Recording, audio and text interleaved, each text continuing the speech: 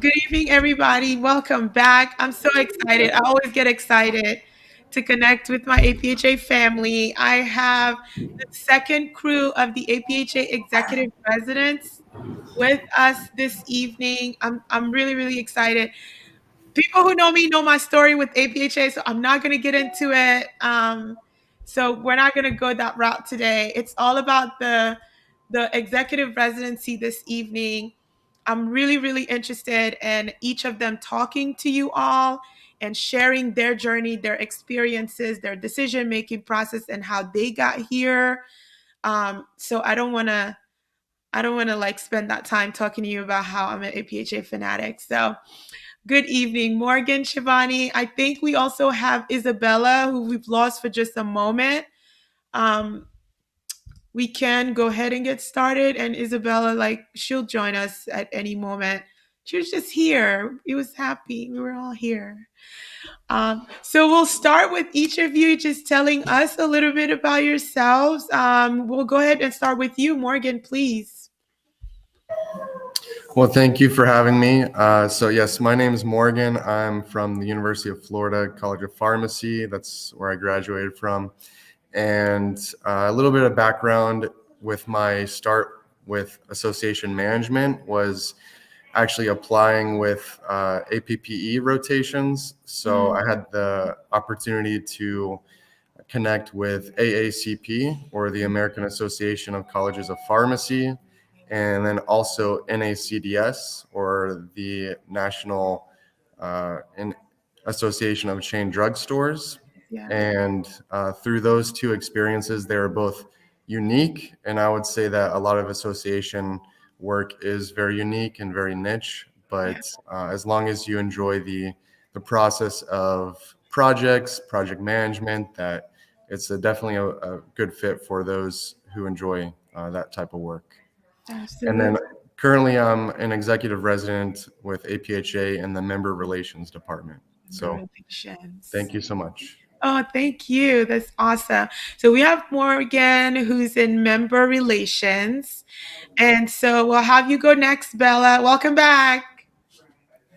Yeah, sorry about that. No worries. This is a new platform for me, so No worries. all the buttons and messing up, but I'm back. So thank you so much for having me. My name is Bella Blankenship. I am an executive resident with APHA in the practice and government affairs department. So Shivani and I there's two residents in our department, and we kind of split our duties and work together, but in both of the departments. So kind of a unique situation, but there's a lot of work to do. So we're never bored. But yeah, I graduated from Drake University in Des Moines, Iowa, and had mostly community pharmacy experience all throughout my time in pharmacy school. Worked for a Midwest chain grocery store for all 4 years and really enjoyed that experience. Definitely the hands-on, one-on-one time with patients I enjoyed, but definitely kind of stretched my boundaries in my comfort zone. And then later on in pharmacy school, I got kind of some non-traditional pharmacy experiences as a legislative intern with the Iowa State House of Representatives, with a pharmacist who's also an elected official. So kind of a unique experience to be able to see him run a community pharmacy, but also, just head up to the Capitol and vote on things. And so really enjoyed that experience to see how kind of he can make a difference, and having a healthcare professional in an elective office really makes such a big difference, because most of the time there isn't one, or if there is one, it's not a pharmacist. Absolutely not. No, unique is an understatement for that. That must have been really, really cool. Yeah, for sure. And so that kind of piqued my interest in being really involved and engaged in advocacy and the regulatory aspects of pharmacy. So I had rotations, APPE rotations with the Iowa Pharmacy Association, and then the Board of Pharmacy as well. And then after my time with IPA, that really sealed the deal and pushed me to apply to the program that I'm in now. So really enjoying it so far. I can't believe that we're almost like a third of the way through, but it's really just flying by, and really excited to be here to chat about it today. Yeah, thank you so much for agreeing to be a part of it. I'm very appreciative. And then Shivani? Hi, everyone. Thank you for having me as well. And my journey is actually very similar to Bella, and that's why we're both in the same department. Oh, that's so interesting. So I am the other executive resident in our pharmacy practice and government affairs department with APHA. But prior to joining APHA, I graduated from Notre Dame of Maryland University from Baltimore. Yay, Yeah, Maryland. so very close to home, not that far. I just moved like an hour and a half away. Yeah, you did. Yeah, so I still end up going back to Maryland, so it still feels close to home, which is nice. Yeah. But very similar to Bella. Again, I'll just refer to her just because my experiences have also been very similar for me to be in this position today. So I started off as a policy vice president for my APHA chapter for my school. So I served on that, served with that position for 3 years. And then I was also very involved with Maryland Pharmacists Association. I was the legislative chair for 2021, and I ended up hosting a legislative day in Maryland with three pharmacy schools being in attendance. And then also my APhAs I did with the Maryland Pharmacists Association. So like I said, like association was always a part of my career for the Yeah. last 4 years. So for me, there was I think advocacy, association management was just the way I was gonna go. I think if anybody in my school you ask where she would end up, I think there'd be no surprise that I'm here today. So Oh, that's awesome. Oh, that's really great. Okay, so you are familiar with Maryland and you graduated from Maryland. Okay, cool. Because I'm a Marylander too. So I'm like, all the things you're talking about, I don't know what you're talking about. So for each of you, I'm always interested to learn or for you guys to share because I get students that hit me up that are in their first years and then folks that literally are about to get in the trenches and start applying. But I always like to kind of target the people that are early in their journeys to help redirect them if necessary. What was it that kind of sealed the deal for you? How did you figure out, let's say, Morgan, how did you figure out the member relations in particular was going to be your thing? I have a little bit of background noise, so I think if you could skip to Bella or Shivani for this real Okay, quick. we'll Thank come you. back to you. Come back to me. Okay. So, Shivani, what was the thing that made you realize? Because I think it's impressive, like 3 years at policy VP, you loved what you were you loved what you were doing. So tell us a little bit about your introduction and then that moment when you kind of realized, yeah, I think this is going to be it for me. So for me, policy VP, so I ran for that position initially for my chapter was because prior to joining pharmacy school, I was working for an independent pharmacy. And I remember my pharmacist would always talk to me about like the recent policy changes that were happening in New Jersey because I graduated from Rutgers for my Mm, college. So at that point, he would always mention like, oh, look what is happening, this, and this. He would talk about PBMs and he would talk about like how much money we're making. yeah, And so that just spiked my interest into like the government aspect of pharmacy itself. So when I came here, for me, there was no like second way around. Policy VP position was open, and I loved what like our prior policy VP was doing in our school. yeah, So they came and did like an introductory presentation on like what the policy process is like itself. That also spiked my interest. So for me, that just sealed the deal. That this is the position I'm going to run for. yeah, And also, I feel like policy is not something that a lot of pharmacy students are interested in. It's a very non-traditional path, very. and so I was one of the ones who showed a lot of interest. So for me, it was not an easy win, but it was like, okay, I think she's really into it, and if Yeah. somebody wants to give it to her. Yeah, yeah, yeah. Yeah, and so through that, I was also like a student executive chair for my school simultaneously while I was serving in that position. So I think I started working with other people who were involved with Maryland Pharmacists Association, and then they asked me to be the legislative chair for the Maryland Pharmacists Association. So Gotcha. I think through one position, I ended up landing another role, and through that, if more people noticed, then I was offered another role, and that's how I Yep, think I was climbing ladders to get here or absolutely. just to get more experience in this facet itself. I think if there's a will, there's a way. So if you're really passionate about something and if you really try hard, I think the path will pave itself. So just like if you're interested in hospital or community, I also worked in a community pharmacy for past 4 years. I enjoyed that as well. The patient care was also something that the immunization, especially for last 2 years in pandemic that we've all been doing. So I've also enjoyed that part.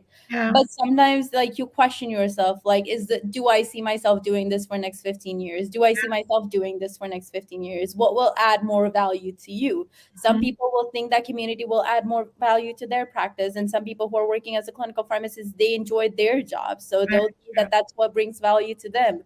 So I think asking yourself those questions while you're going through school, especially in the last years of pharmacy, try to get as much experience as possible. That's what APs and APIs are designed for, right? For you to gather those experiences in different settings of pharmacy.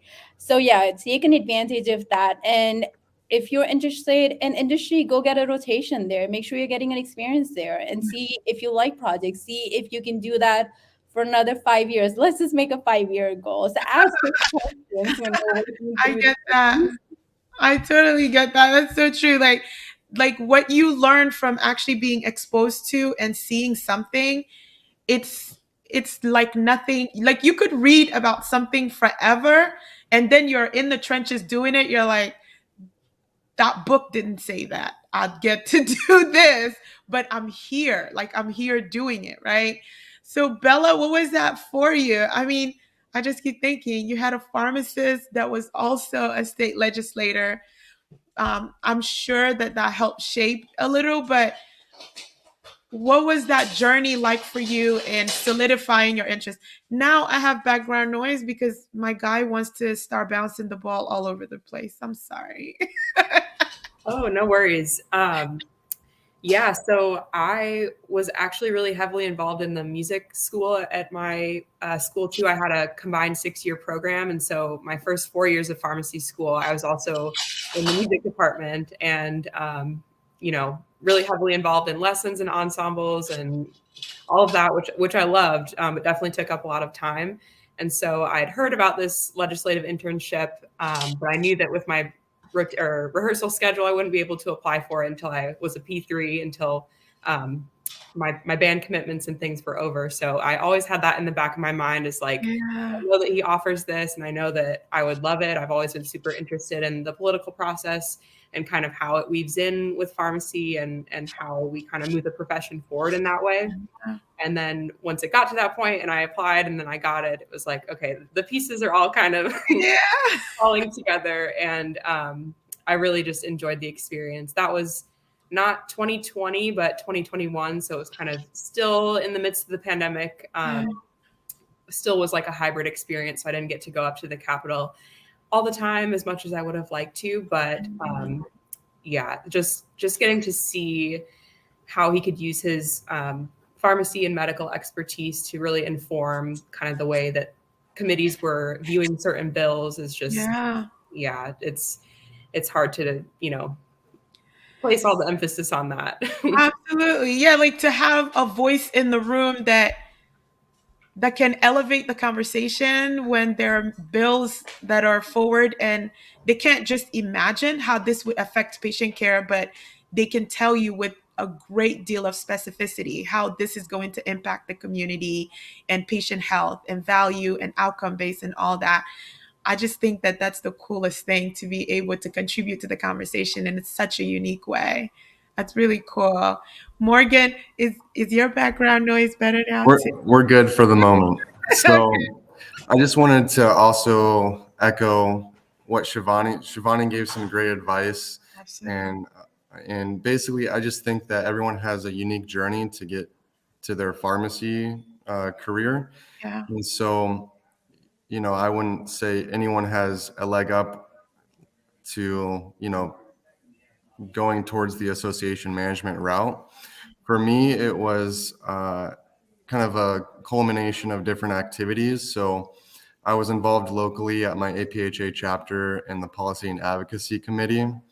And I had briefly spoke about my APPE rotation with the two associations. And then also in my last year of pharmacy school, I joined it's called the Washington Fellows Program. It's with the American Society for Pharmacology and Experimental Therapeutics, or ASPA.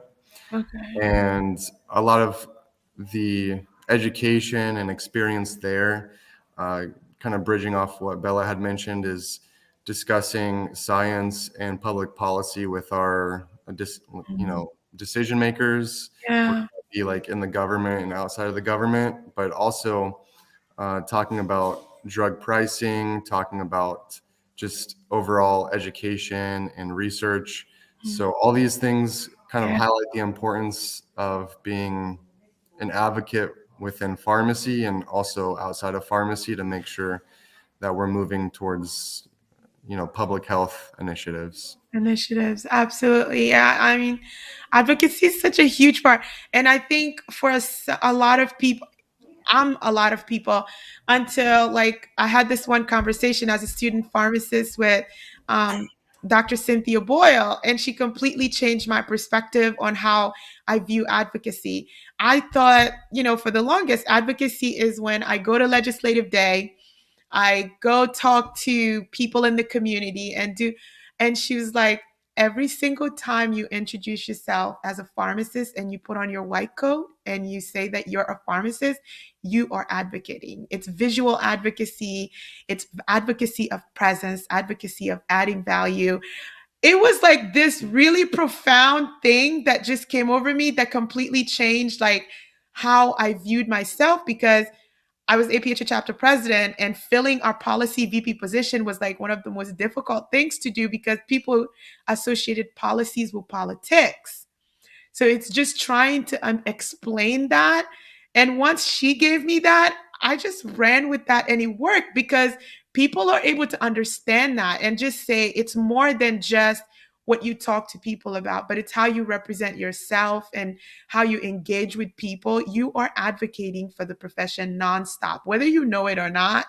You're in there doing it. So I just think like all the work you guys are doing is so cool and greatly, greatly needed. So, Morgan, I wanted you to talk a little bit about your member engagement part or member relation aspect of your program or your training a little bit. What has your year been like and what is the program structured to kind of help you gain or contribute or skill sets and things like that? So although, it's my focus is in member relations, it's similar to the other residents and the other fellowship where we do rotations in different core areas. But Sure. as far as my emphasis, it's on student and new practitioner development. I Okay. think that it also pulls in education, leadership opportunities, really highlighting the member engagement and what we're doing within the profession of pharmacy, Yeah. within our communities, and ultimately just showing the public what kind of activities APHA offers, what kind of leadership opportunities are out there, both locally and nationally, Yeah. that members can be involved with. Gotcha. So part of my residency is just really highlighting those and discussing those and connecting with members. We're having our mid-year regional meetings throughout Yeah. I saw the the state this post. year. Yeah. So I'm excited to travel with that and to connect with those local members as well. But that's a little bit of insight into my position, and I can kind of go on as well. But I want to give others the opportunity to speak too. Opportunity. So gracious. Thank you. Bella, what about you guys' there are two positions. You guys are you're not the only two positions. I think education has two positions as well, correct? Yeah. So explain a little bit how your positions are similar or perhaps different, or you mentioned a little bit about how there's some shared responsibilities as well with the positions.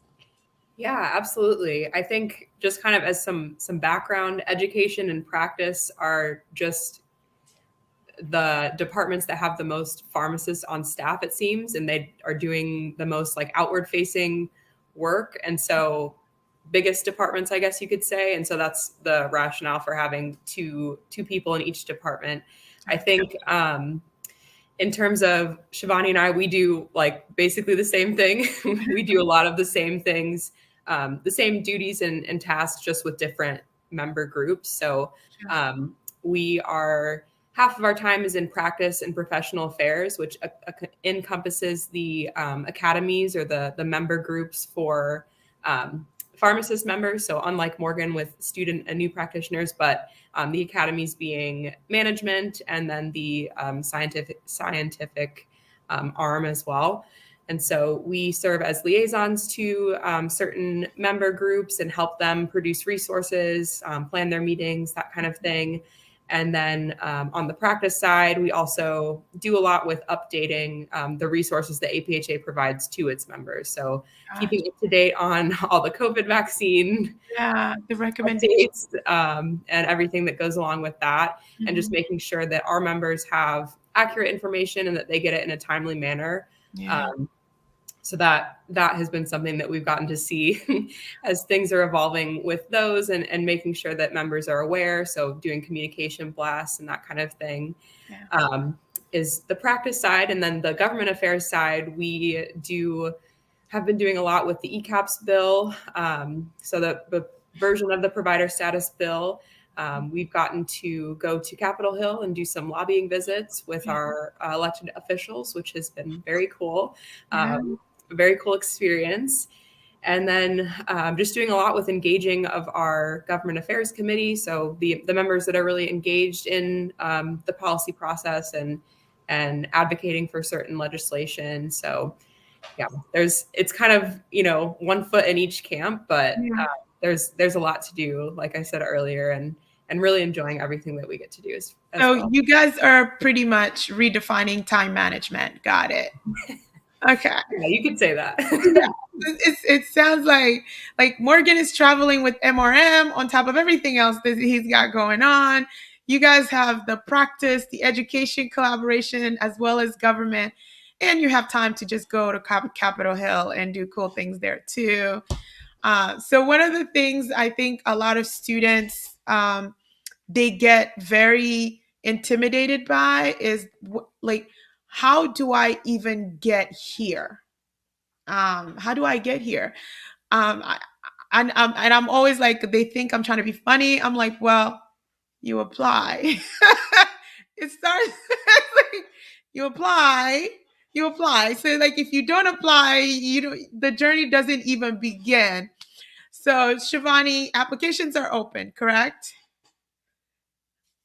Yes, the applications are open, and I believe they usually close December 31st on December 31st. So we will be on blast. We will be promoting our program. We're promoting here as well. So please come and join our association management, learn about all the various different things that we do, all the different departments we have. So the opportunity is not just limited to the resources for practice and government affairs. There are people who are not interested in government affairs, and we have member relations if you love engaging with people. So Morgan's role would be fit for you. Then we also have education if you're more on the clinical side of pharmacy. They produce a lot of educational resources like modules and things. So there's a lot of opportunities within our association management as well. Yeah. So apply. So don't be afraid to apply. I really think it's interesting, but I'm afraid to apply, or I don't know where to start. And I'm like, I'm not trying to be funny, but where you start is by applying. Once you apply, then you're for real about your interest. So I love asking everybody this, because I think everybody has something to offer the next person. From each of your journeys, what would you have to say is wisdom from your journey? I could put 10 different PharmDs in a room, their same exact role and how they got there. It's completely different. It's one of the things I admire by pharmacy. People have prior degrees. Some people were social workers. I just learn and love to ask people about their journey, but most importantly, the wisdom that you learned from your personal journey that you'd want to pass on. The prospective candidates, they're ready. November's here. They're going to be making decisions soon. and beginning on this very treacherous journey. Like reality is, it's very emotionally and physically and mentally very taxing. I'm really curious to know words of encouragement or wisdom that you've picked up from your journey you want them to hold on to as they begin what I absolutely call the pharmacy Hunger Games. Um, Morgan, do you want to go first? Yeah, I can go. I just wanted to go back to the whole like apply, apply, apply. So basically, that's the first step. You have to break that barrier. And sometimes that's the hardest part is just, formulating thoughts onto paper and pushing the submit button. But that really will start the trajectory in the right direction. So, Absolutely. um, I guess that is part of my advice, but Yeah. since you already had said that, I'm going to add resiliency, which I think is more and more being highlighted within pharmacy, within the health professions, Very true. but basically being able to maintain like strength Yeah. in the face of adversity. Yeah. And um, during this year, it's been a learning experience for me, like highlighting certain strengths and then also identifying areas of opportunity to become stronger at. So I would say continue to just learn about yourself and learn where you can excel and also the areas that you may need some work in. Absolutely. That's great advice, Morgan. Thank you. Bella?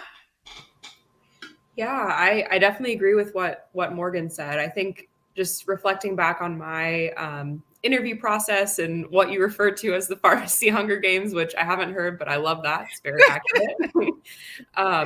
I think just making time and making being intentional about being yourself in interviews. So you are definitely being judged, for all of your professional accolades and everything, but the interview is really a chance for them to get to know you as a person as well. And when it comes down to it, everyone wants to work with someone who's good to work with.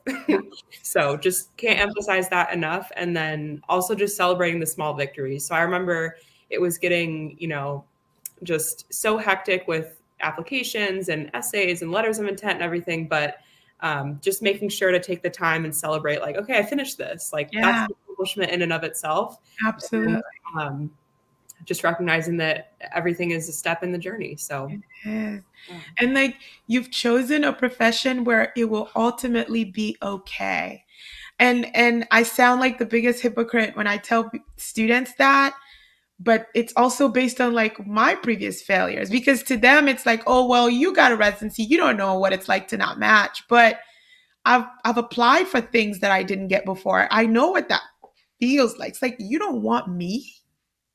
How come you don't want me? So it's like it's shocking, but then something else just moves in that space. And when people are telling you it's so difficult to kind of wrap your mind around it, but something else moves into that space that just seems so big. And all of a sudden, that one thing you thought was like the end of the world, it's just like, oh, yeah, about that. Oh, I don't care about that. I'm focused on this thing now. So I think like that's really, really great advice. Just staying focused on where you're going, having that clarity of vision and staying steadfast back to the resilience thing. It's so, so, so important. Thank you so much, Bella. Shivani? Yeah, I would like to echo everything Bella and Morgan said. But in addition to that, I think the only advice I would like to give is make a list. And this is what I did: make a list of all the rotations you have, write down everything you went through, narrow it down to what fits you the best, what suits you, where do you see yourself. Like I said, make a 5-year goal, 10-year goal, whatever suits you. And on top of that, don't be afraid to ask help. Ask people to review your letter of intent, ask people to review your resume. So when you're going with an interview, it's not just them selecting you, but you are also choosing them because you will be giving next 2 years of your life, and maybe you might get hired at that place as well. Exactly. So it's a long-term goal, so choose wisely. Yeah. If they're choosing you, you're also choosing them. It's a two-way relationship, it's a two-way dynamic. So make sure that you also do your search going in. Yeah. coming in well prepared. It's like, I think Bella also mentioned something like being yourself on the interview. That goes right along with what you're saying, Shivani. Like, authenticity on the interview is so important. Like, you want them to know right away that you're not their person, and they want to know too that you're not their person. Because again, I said, when one program gets out of the way, it makes room for the next opportunity. But you are somebody's person and you guys are looking for each other. So if you're not resilient and you don't stay focused on that vision and have that clarity of what you want, you're going to miss it. I cannot thank you guys enough, first of all, for the work you're doing. So like the blast communication emails, like the APHA emails during COVID, like that's where I lived. Like, I wanted to know, like, what does APHA want us to do? Like, how should we be talking to patients about this? What should I be doing as an AmCare pharmacist to protect and educate my patients? So I'm telling you that there are people who read them. I read them. I read them. I print them. I take notes on them. Your work absolutely matters. And I can tell you, like, if you're involved with MRM, that was like my favorite thing in school. By the way, like, Region 2, of course, is the best MRM anywhere. But I appreciate you guys joining me so much. I'm so grateful. And I hope I can make annual APHA, because then I'll come look for all of you and meet all of you in person. Is it okay if students or interested prospective candidates reach out to you all individually for information? Everybody's nodding yes. Okay, great. Everybody, before I volunteer. No problem. we want those to reach out. You know, we have a responsibility to fill the positions with the next group of leaders. So just excited to everyone who wants to get involved. So you guys have to pick all of the next group that's going to be super awesome. And oh, you guys are so cool. Okay. So I will like, if students reach out, absolutely, I'll tell them that you guys have given permission to be reached out. Again, I appreciate it. I know your schedules are insane. So taking the time to chat with me, I greatly appreciate it. And again, I'm telling you, I'm not even kidding. Your work matters. And there are those of us who do check for what you guys do to see what we need to do and that guidance that you provide. Have a wonderful evening, everybody. And I'll talk to you all later. Thank you so much. Absolutely. Thank you. Thank you for having us.